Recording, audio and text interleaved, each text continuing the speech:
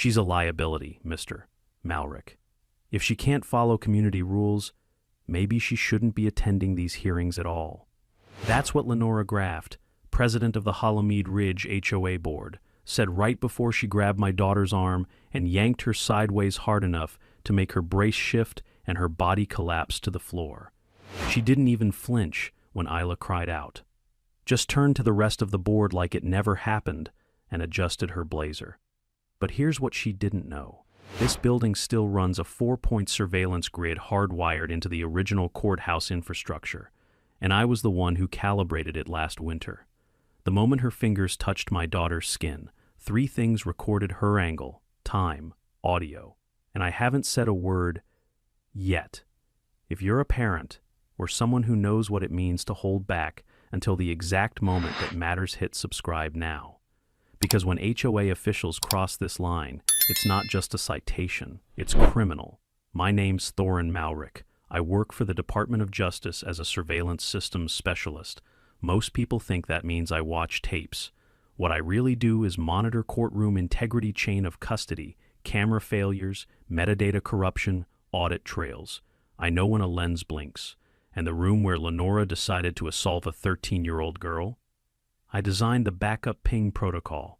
But before we get to the footage, let me tell you what that moment cost us.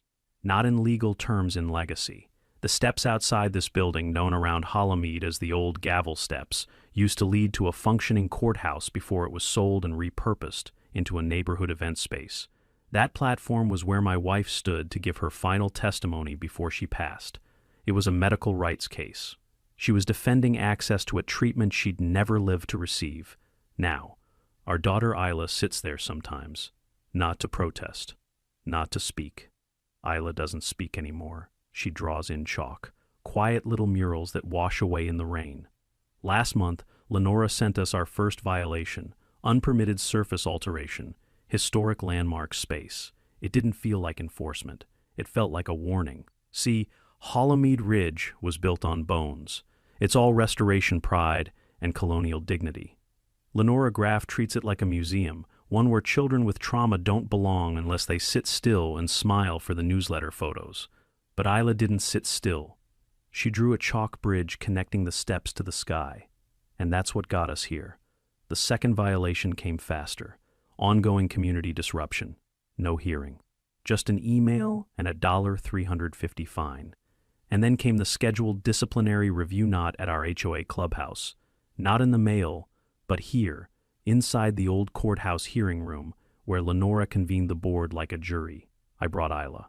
Not out of defiance, but because it was legal, and because she had the right to be in the same space where her mother once stood. Lenora didn't like that. The room was cold, stained wood walls, dust from forgotten trials. Isla clutched her sketch pad but stayed close. Lenora gestured toward the gallery and said, "She doesn't belong at the board table." I didn't move. That's when she stepped forward, gripped Isla's arm with a smile, and dragged her 2 feet to the right until the brace slipped and Isla hit the ground. The room froze. I looked around. No one reacted. One board member looked down. Another blinked fast, like she didn't know what she just saw. But I knew. I heard the ping. The system logged motion. That grip was now data. Lenora smoothed her skirt and said, "Shall we proceed?" I didn't answer. Because what you do in a courtroom ***, even a forgotten one in a neighborhood that thinks it's a kingdom ***, still matters when someone is watching. And I've been watching all along. Where are you watching from? The violation came folded in a thick ivory envelope, the kind Lenora Graft insisted the HOA use for community professionalism. No digital notice, no warning.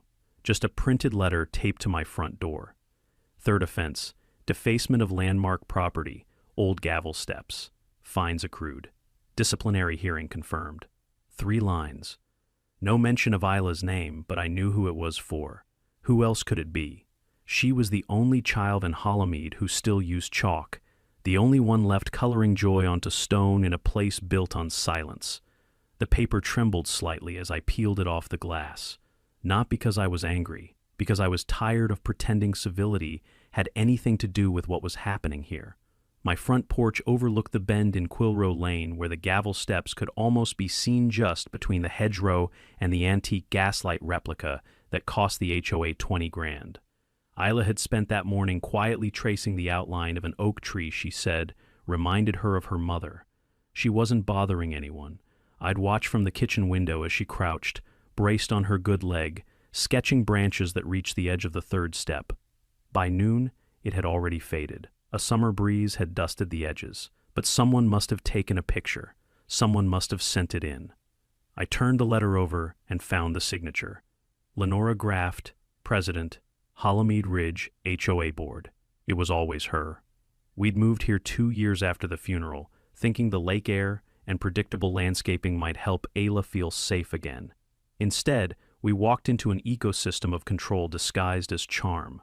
Everything here had rules: how high a flag could fly, what color mulch could line your hedges, whether a porch swing could face outward or inward. At first, I followed every guideline. I was invisible on purpose. I didn't want Isla to feel like her life came with conflict attached. But the chalk? That was the one thing I didn't stop. I couldn't. It was her voice. She never told me exactly what happened the day she stopped speaking. Doctors called it selective mutism, but they didn't know about the smell of antiseptic hallways or the sound of heart monitors going flat. Her mother died in a place full of rules. I wasn't going to let another set of rules take away the only thing that brought Isla calm. I stepped back inside and placed the envelope on the kitchen counter beside the other 2 notices. Each one was perfectly aligned, like a stack of lies printed on clean cardstock. Isla was on the living room floor, surrounded by open sketchbooks. She wasn't drawing, just flipping through pages-old ones, full of faded sunbursts and crooked animals.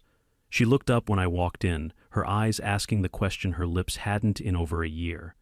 I didn't answer. I just sat next to her and picked up the nearest sketch pad. It had a single drawing on the last page, a chalk outline of the courthouse steps with a tiny figure sitting at the top, sketching into the clouds.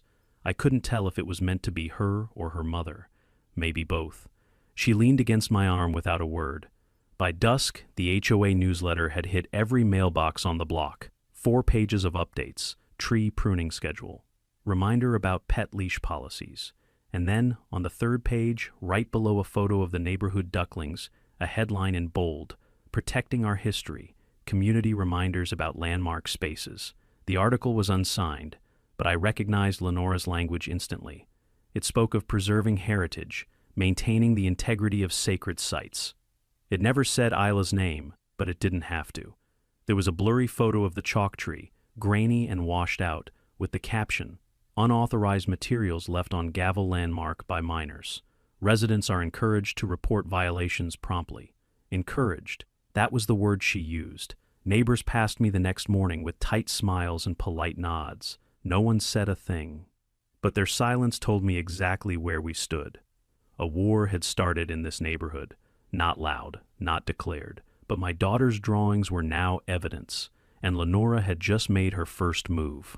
The HOA board meeting was held in the community annex, a building that used to be a courthouse records office before it was converted into a sterile event space with white walls, green carpet, and a podium that no one but Lenora ever used. Isla and I sat near the back. I brought her despite the stares, despite the 3 different board members who glanced at her then immediately away, as if her presence might tarnish the pristine colonial aesthetic they'd all signed on to preserve. Lenora Graft stood at the front, flanked by her usual allies MS, Merle from Finance and Darren Keck from Landscaping Compliance. They each had clipboards. Only one board member wasn't holding anything.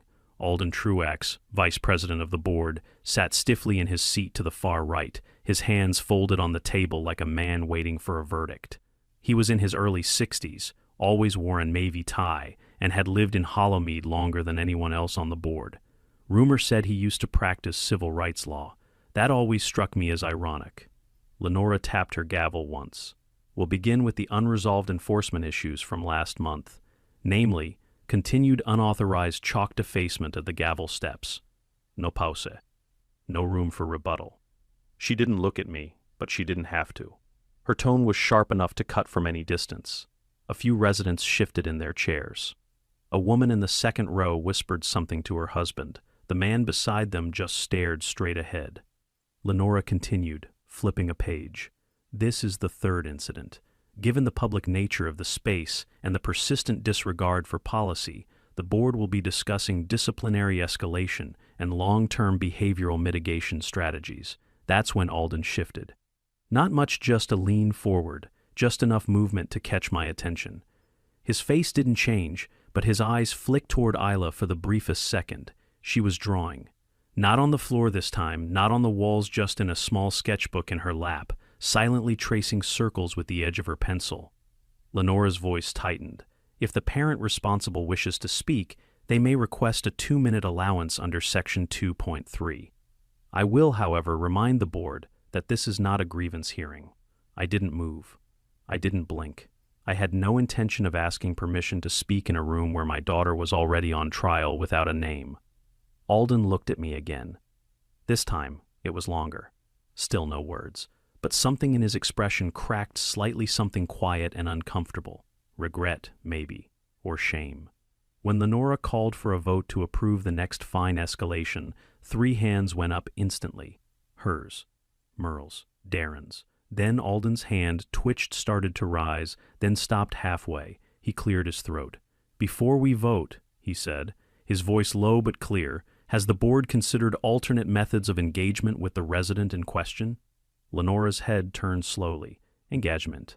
Alden nodded once. "This is a child, and chalk is temporary. The language in our policy handbook makes room for community interpretation, especially in cases that affect minor residents. Page 26. Lenora's smile was taut. "We're not here to interpret feelings, Alden. We're here to enforce rules. No one's disputing the rule," he said, still measured.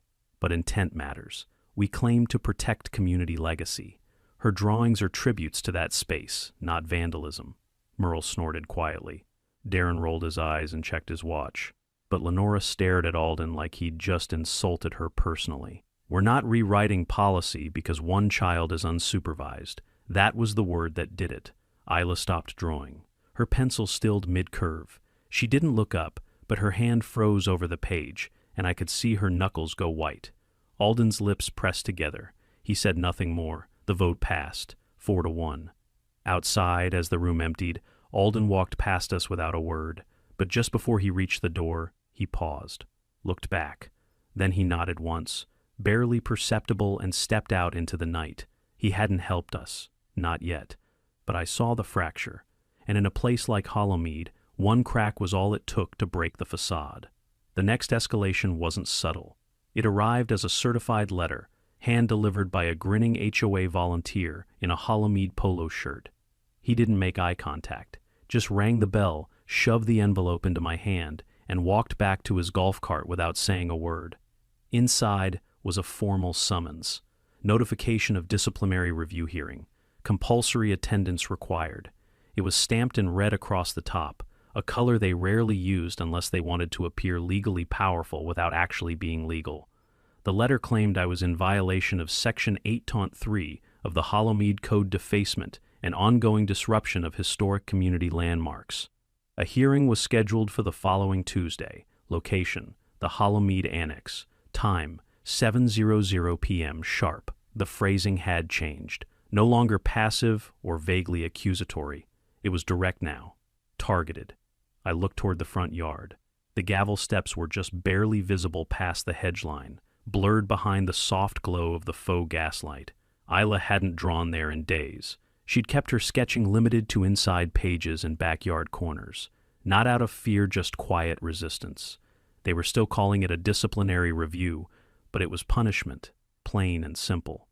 And I had no doubt who pushed it through. Lenora Graft didn't tolerate dissent, and when silence didn't achieve obedience, she escalated to humiliation. The community newsletter arrived that same afternoon. There, buried under gardening tips and a call for volunteers to repaint the clubhouse benches, was another community preservation note. No names, again, but now the phrasing was darker. Persistent non-compliance by residents, particularly in matters involving minors, threatens the sanctity of our landmark traditions. Unchecked, such actions erode the very integrity of our shared legacy. This wasn't about chalk. It never was. It was about visibility. A child who wouldn't speak but refused to disappear. A father who followed the rules too closely to be discredited outright. They wanted a spectacle. Tuesday came fast. The hearing was held in the same repurposed courthouse space where my wife once testified in front of a jury. Now it housed HOA disputes and potluck sign-ups. I arrived with Isla just before sunset. The sky outside was streaked in fading gold. Her sketch pad was clutched tight in her arms, but she hadn't drawn since the last meeting. She sat next to me, legs tucked beneath the folding metal chair, eyes on the floor. The room was packed, not with supporters, not with friends, just neighbors, some curious, some concerned, some silently rooting for Lenora to keep the order intact. Halamade Ridge was never about justice. It was about symmetry, control. Lenora stood near the front again, her voice as crisp as the ironed crease in her blazer. This hearing is not about feelings. It is about enforcement. Multiple violations have been documented. Resident Malrick has failed to prevent recurring disruption, and the board must act to ensure future compliance. She turned toward the audience with a performative sigh. In this case, we are balancing preservation of our most cherished historic space with the challenges of parenting in a structured environment. A few heads nodded. Alden was present, but silent.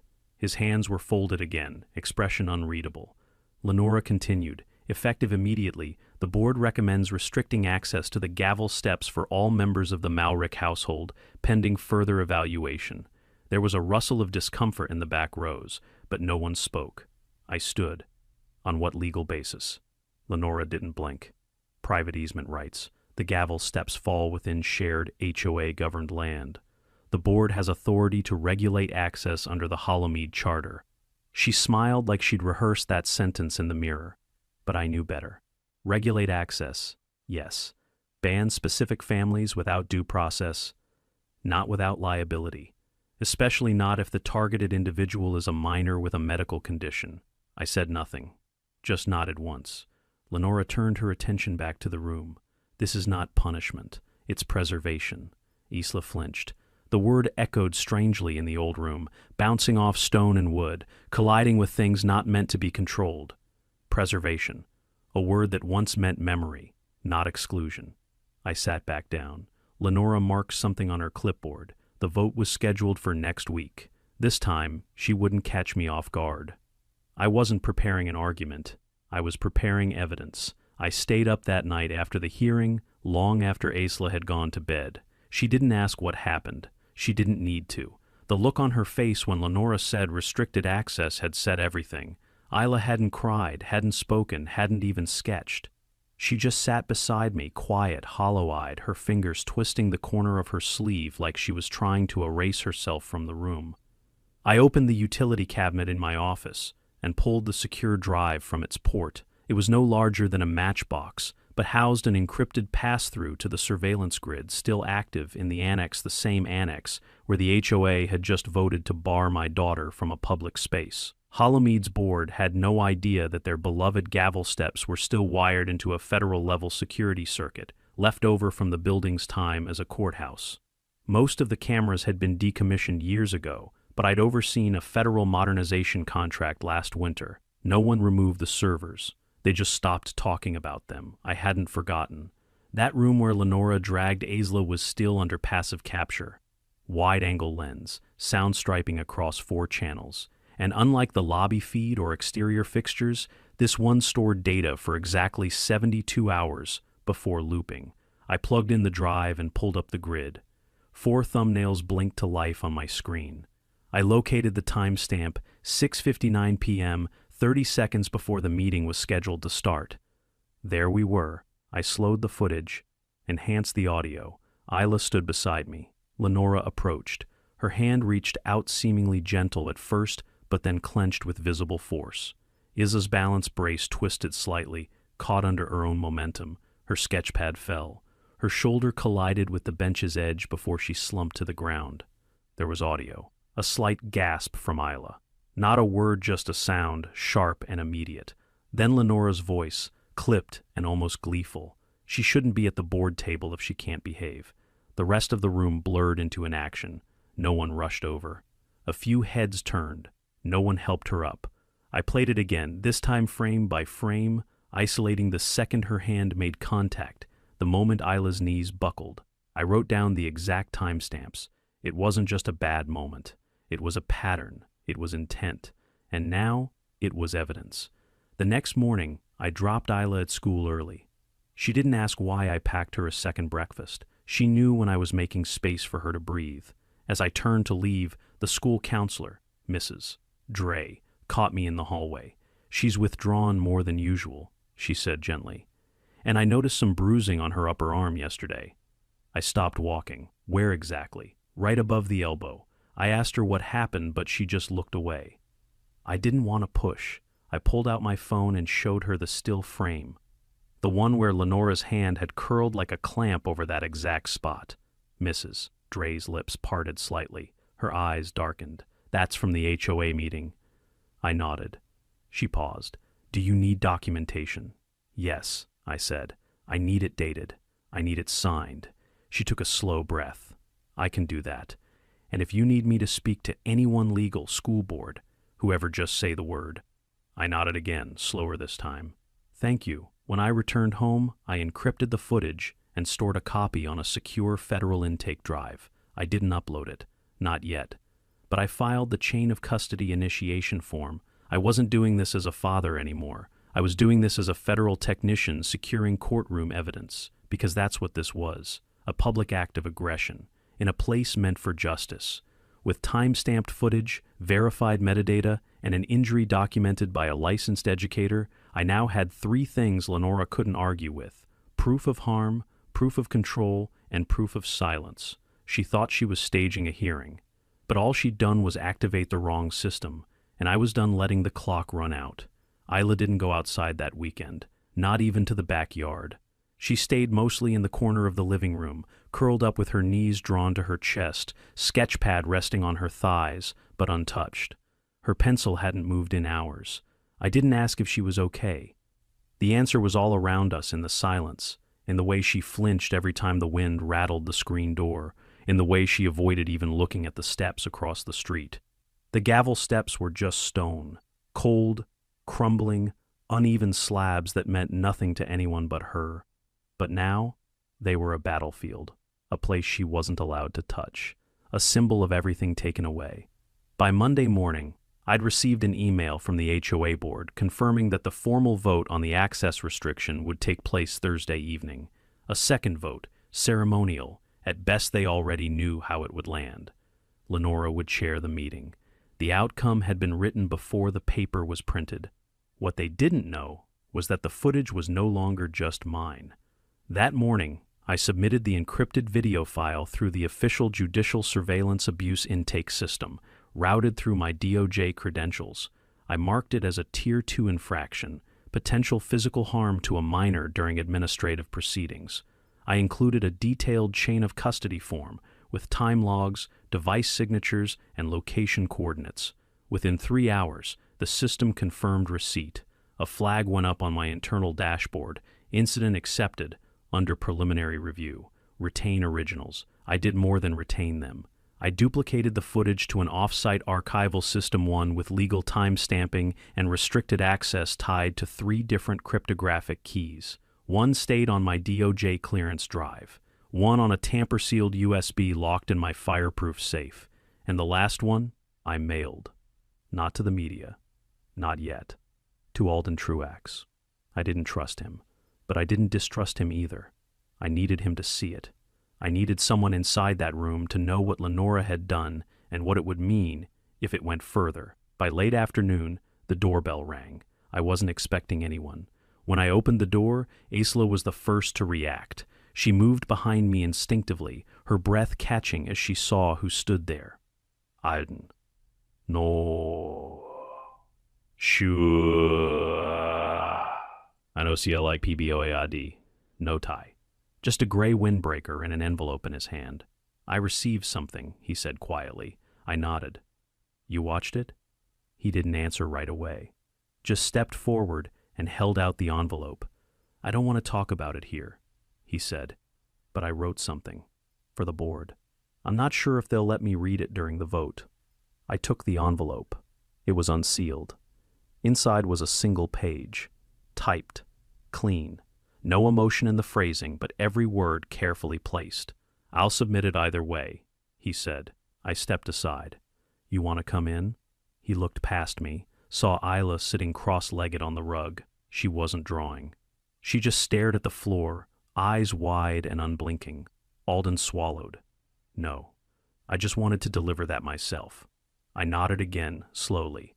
"Thank you." He turned to leave, but paused at the bottom step. "They're scared of change," he said. "That's all this ever was." She represented something they couldn't manage.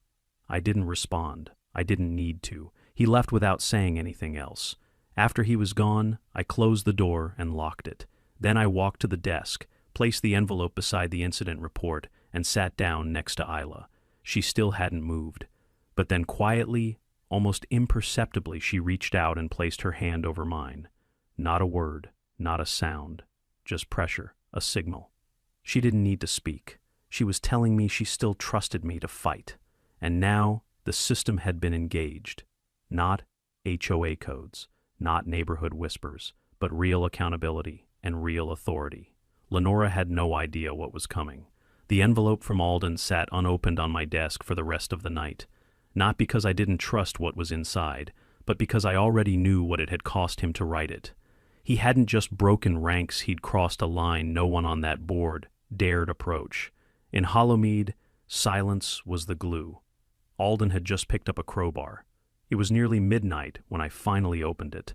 The letter was addressed to the Halamade Ridge HOA Board of Directors, but the first line cut straight through the performance. "We are not judges, and this is not a courtroom."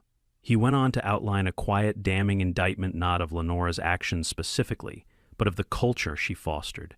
He referenced board meetings where policy was weaponized without discussion, where community harmony became an excuse to isolate residents.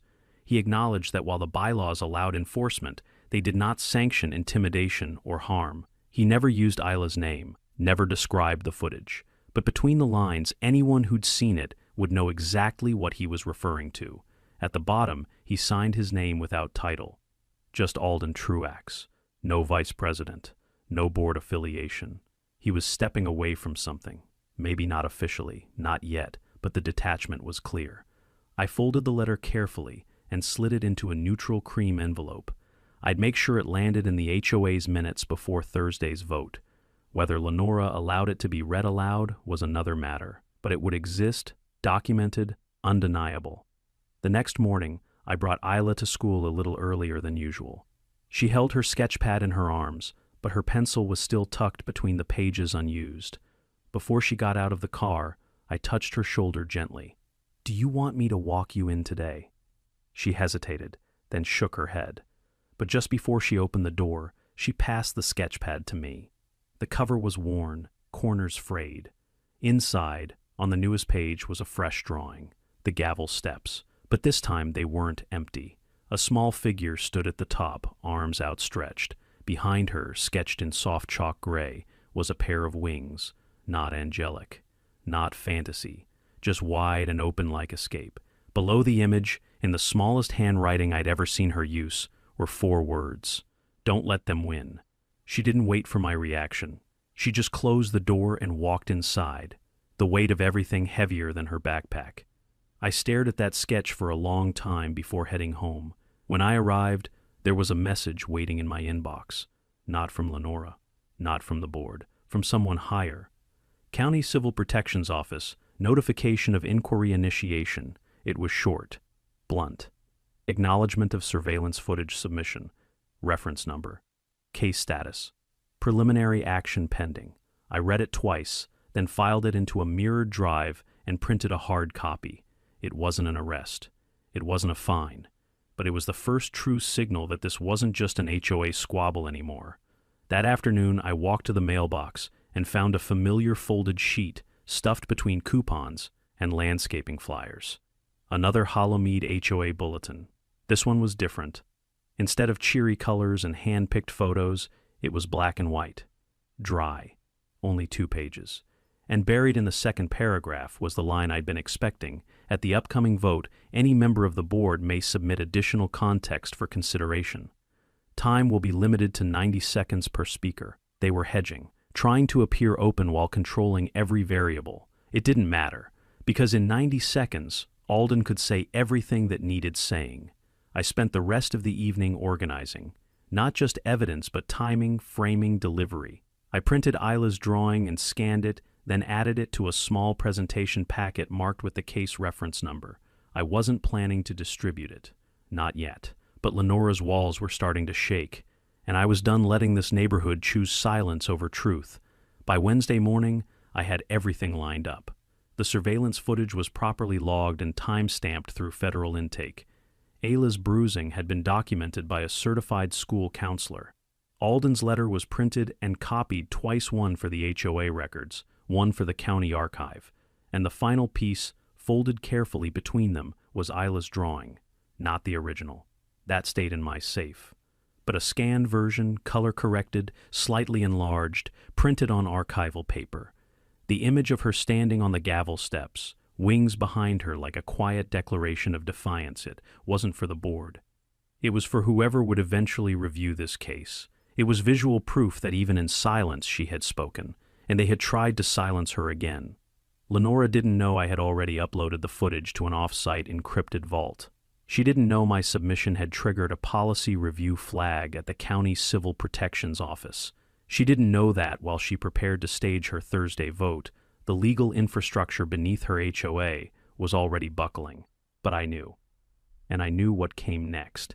At precisely 9:12 a.m., I logged into the DOJ secure system and completed a form few civilian eyes ever saw. Request for Provisional Agency Liaison Alert. It's not flashy.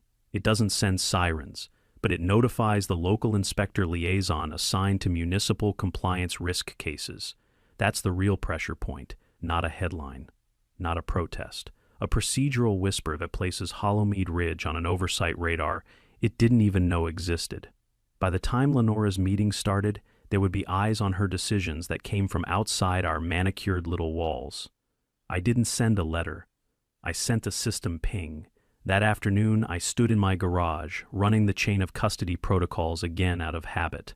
The safe where I kept the original files hadn't been opened since the submission, but I checked the lock integrity anyway. The keypad blinked green when I entered the code. Inside, 3 drives, 2 hard copies, and a sealed envelope containing Isla's doctor's assessment. It was all in order. Isla came out to the garage without saying anything. She didn't often approach me mid-process. But today, she stood just inside the doorway, sketchpad in hand. Not drawing, just waiting. I turned, and for a long moment neither of us moved. Then she walked up, slow and deliberate, and held out a new page. This one wasn't of the gavel steps. It was a table. 5 people sitting behind it. One figure in the center stern, sharp shoulders. The others sat off to the sides. One of them had his hands in his lap. In front of them stood a single figure, smaller but upright. Me. I took the sketch, and for the first time in weeks, I felt something shift in my chest. It wasn't anger. It wasn't grief. It was readiness. She was telling me, in the only language she still used, that she knew what I was about to do, that she was with me. That night, I prepped the submission bundle, not for the board, for the investigator. Printed copies of everything. Envelopes labeled with case numbers, backup drives, a formal letter summarizing the incident in neutral language, exactly the way I'd been trained to write it. I didn't add emotion, I didn't editorialize, I just documented facts, timestamps, video, audio, medical note, counselor note, board transcript, Alden statement. It was over 100 pages. I packed it all into a box, sealed it, and placed it by the door. I'd drop it off at the compliance field office Thursday morning, 8 hours before the vote. Then I stood by the window and looked out at the gavel steps. They looked different now, not because they'd changed, but because I had. They were no longer a place I hoped to protect. They were evidence, and the board didn't realize they were walking straight into their own exhibit. Thursday morning, I drove to the county civil protections office with the box buckled into the passenger seat like something living. Traffic was light. The sun hung low, muted behind thin clouds, and everything about the world felt unnaturally calm-like the second before thunder rolls. The building was just off a quiet road behind the records annex, a low concrete structure with tinted windows and a badge scanner gate. No public fanfare, no press, just paper, policy, and the quiet churn of accountability.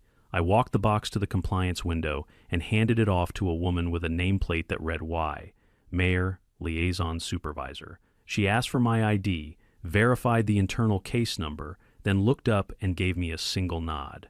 Received. This one's marked for priority. That was all. She didn't ask questions. She didn't need to. The system would do the rest. I left without waiting for a receipt. I'd get the confirmation through internal systems within the hour. The vote was scheduled for 7 p.m. By 2:30, the first signs of impact landed.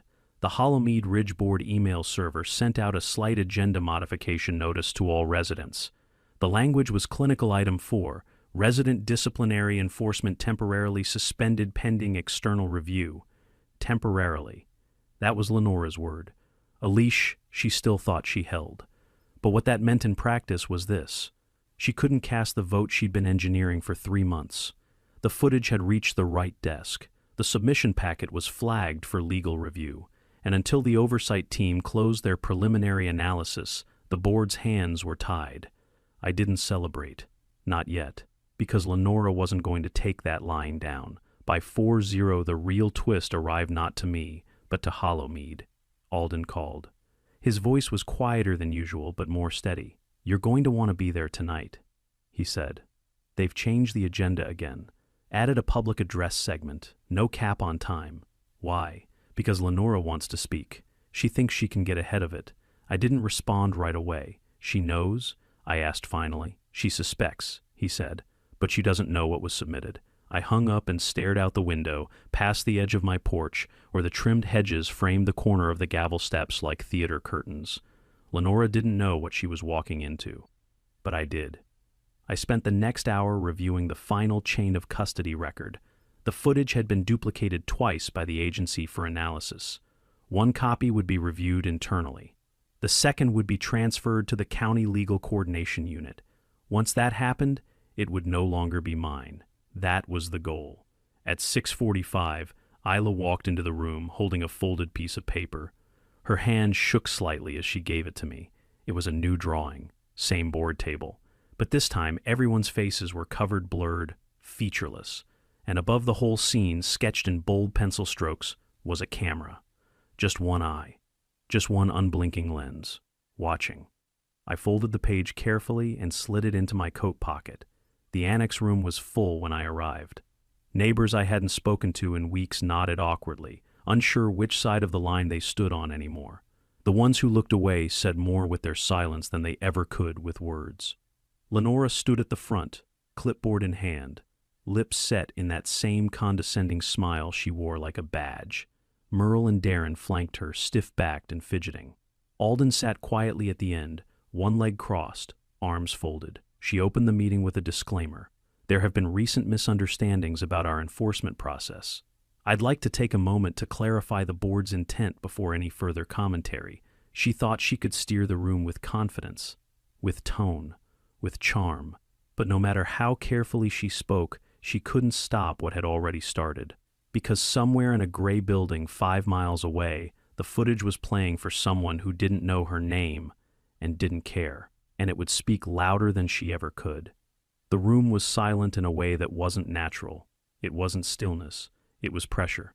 Like the entire annex was holding its breath. Lenora cleared her throat. Certain accusations have been circulating, she began, regarding the enforcement of community standards. I want to remind everyone, especially our newer residents, that the HOA is not a punitive body. We exist to preserve the integrity of Halamade Ridge. The gavel steps are not just stone. They are history. No one interrupted her.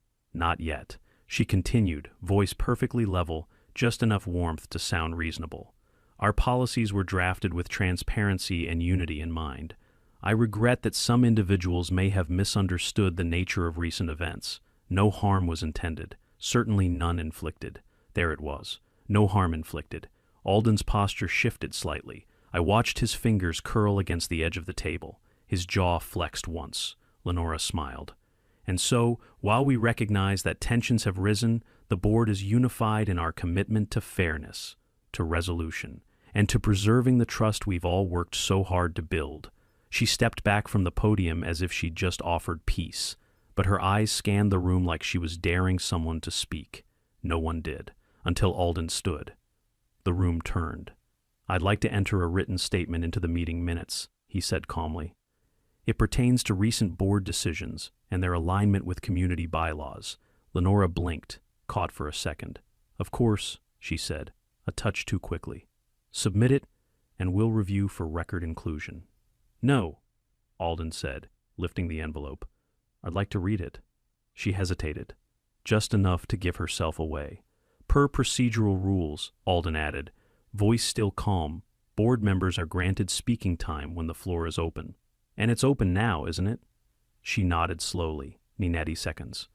"No time cap was stated in the agenda correction," he replied, "but I'll keep it brief." He unfolded the letter. The paper shook slightly, but his voice didn't. "This board is not a courtroom. We are not judges, but we hold power. And we've used that power poorly." He paused, eyes forward. 3 times in the last month, the board has levied enforcement actions not based on harm or risk or neighborhood feedback, but based on discomfort, based on control. A child used chalk, and instead of grace, she was met with escalation. Lenora's mouth opened, but she didn't speak. "Discomfort is not disorder," Alden continued, "and silence is not misbehavior. I've watched this board twist words to avoid accountability. I've watched it hide behind policy to excuse humiliation. And I've watched us all pretend this place hasn't changed. Someone near the back cleared their throat, loud and awkward. Still, no one left. No one moved." Alden folded the paper back down. "I am resigning my position as vice president, effective immediately. I will remain a resident. I will remain a witness." He placed the envelope on the table in front of Lenora and returned to his seat without looking at her. The room didn't erupt. It didn't need to. The fracture had been made visible, and then the door opened. 2 men stepped inside, calm, plain clothes, wearing state identification badges clipped to their belts. Not police, not reporters. County Civil Protection's compliance agents. They didn't say anything. They didn't need to. One of them handed Lenora a sealed envelope. The other scanned the room slowly, as if measuring the silence. Lenora took the envelope with a trembling hand. Her face paled. She started to speak, but the agent raised a hand gently. "This isn't a confrontation, ma'am," he said. "This is an active review. We're here to observe. Please proceed." She nodded once, lips pressed thin, and sat down for the first time that night. It was quiet again, but this time, not the same silence as before. This one held something heavier, a shift, a reckoning, and it wasn't over yet. They didn't call it an investigation. Not yet. The 2 compliance officers stood quietly at the back of the room, hands clasped, clipboards unopened. But they weren't there to listen. They were there to witness officially, thoroughly, without warning. Lenora hadn't spoken since she sat down. The rest of the board members looked like statues, heads slightly lowered, unsure if eye contact with the agents might implicate them too. Merle fidgeted with her pen cap. Darren tapped his knee against the underside of the table. No one dared speak first. The meeting hadn't adjourned. Technically, it was still in progress. But the air had changed, and then someone stood from the back row, a woman. I didn't know her name, but I'd seen her walking her dog on the trail near the lake, always polite, always watching. "I'd like to speak," she said, voice even, gaze steady. Lenora opened her mouth, likely to redirect or shut it down, but the compliance officer stepped forward and nodded once. "Please do," he said, not to her but to the room. The woman turned to the board. "I have a daughter who goes to school with Isla. She doesn't talk much either, but Isla's always been kind to her, and when she draws, the other kids gather around and feel safe. So when I heard what happened, I thought maybe I misunderstood." She held up her phone, fingers trembling just slightly. But then I saw the footage. The room shifted. One breath, all at once. It had leaked. She didn't play the video. She didn't need to. Just referencing it out loud shattered the illusion that this was still internal, contained, manageable. "I don't know what rules were broken," she continued, "but I know what I saw. And it wasn't enforcement. It was a grown woman putting her hands on a child. Lenora's head jerked upward, her face twisted in something between disbelief and rage. That footage is under active review. Sharing it publicly may violate it's a matter of public interest, the compliance officer interrupted calmly. And the footage has been verified as authentic and unaltered. The sender submitted through proper federal channels with complete documentation. He didn't look at me when he said it. But I felt the temperature in the room shift again. Lenora sat back slowly.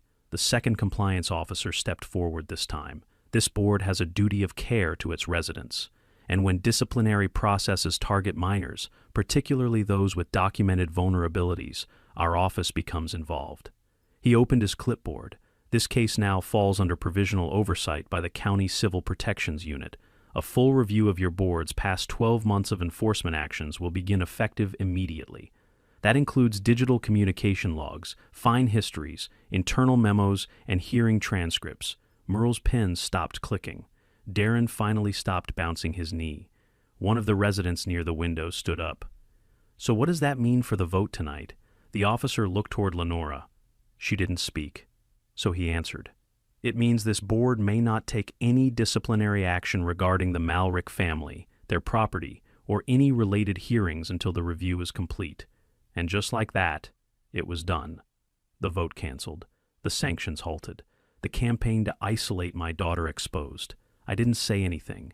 I didn't need to, because in the silence that followed, a dozen neighbors turned to look at Lenora not in fear, not in reverence, but in calculation.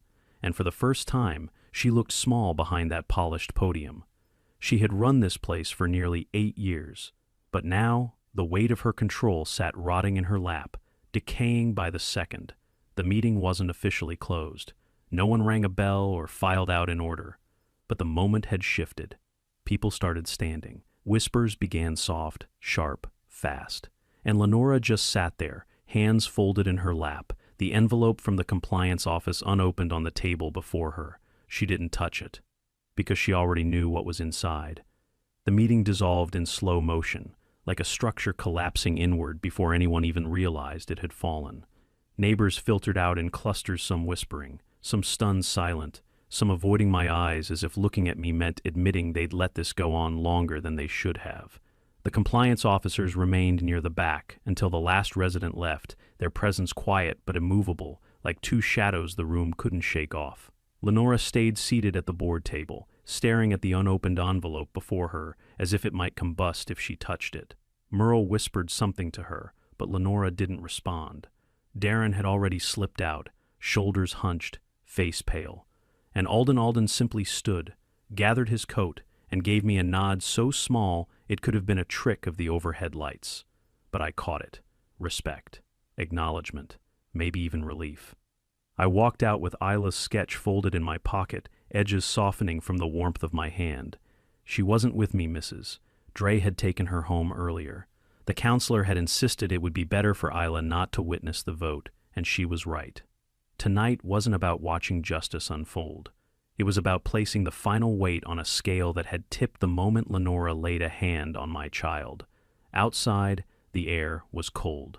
The kind of cold that sharpens everything: vision, breath, memory. I stood at the edge of the courtyard and looked toward the gavel steps across the road. Even from here, their silhouette was unmistakable. 3 uneven slabs, worn smooth by rain and age, the last surviving piece of the courthouse that once stood over this land. I crossed the street slowly. The compliance officers didn't stop me. No one did. When I reached the top step, I placed Isla's drawing down on the stone. Not the original, just a printed copy. The figure with wings stood larger in the outdoor light, pencil strokes bold and defiant. The child in the drawing wasn't hiding. She wasn't apologizing. She wasn't shrinking herself to survive a space built to keep her small. She was taking the step she'd been denied. I didn't move for a long time, breathing in and out, feeling the stone beneath my hands, remembering the last time my wife stood here, her testimony echoing down the hallway of a courthouse that no longer exists, remembering the way Isla traced chalk halos around cracks in the stone, as if trying to patch something no one else could see. The annex doors opened behind me. Footsteps crossed the street. I didn't turn. Mr. Malrick. a voice said, one of the compliance officers. "We'll need to schedule a follow-up with you tomorrow morning. Standard procedure. And, for what it's worth, I'm sorry your daughter went through this." I nodded once. "Thank you." He hesitated, then added, "You did everything right." It's rare that we receive a report with full metadata integrity. It saved us weeks. "I know how the system works," I said quietly. She didn't, and that was the truth. Lenora had always assumed Halamade Ridge was hers to command. She had never considered that someone might have the expertise, the patience, and the evidence to dismantle her authority from the inside out. The officer walked away, leaving me alone again. I reached into my coat and pulled out the original sketch, the one Isla had handed me before the meeting. The wings on the figure seemed to shimmer under the street lamp, freedom drawn in graphite, bravery in silence. I folded it carefully and placed it back into my pocket. Then I walked down the steps, across the courtyard, and toward home.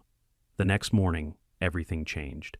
A neighborhood-wide announcement went out at 7:03 a.m., a formal notice from the County Civil Protections Office. Effective immediately, the Halamade Ridge HOA Board President, Lenora Graft, is suspended from all decision-making authority pending the outcome of an active oversight review. Residents stopped pretending. Conversations that once whispered in corners now moved into the open. Parents, teachers, neighbors who had looked the other way now admitting the truth. They'd seen the cracks, but hadn't known what to do, or hadn't been willing to act. Alden submitted an official resignation letter to the membership, quoting the same line he'd spoken the night before.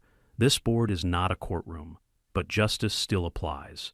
By noon, the gavel steps had been roped off not as a crime scene, but as a landmark under temporary protection while the county assessed misuse of HOA authority. Documentation, preservation, contextual review. All the things Lenora claimed she valued. Turns out, the county valued them too, just not the way she did.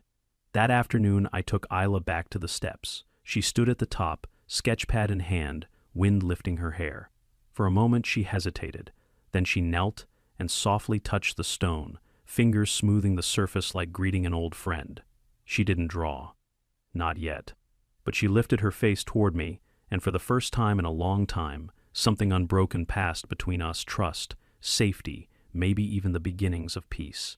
Whatever it was enough.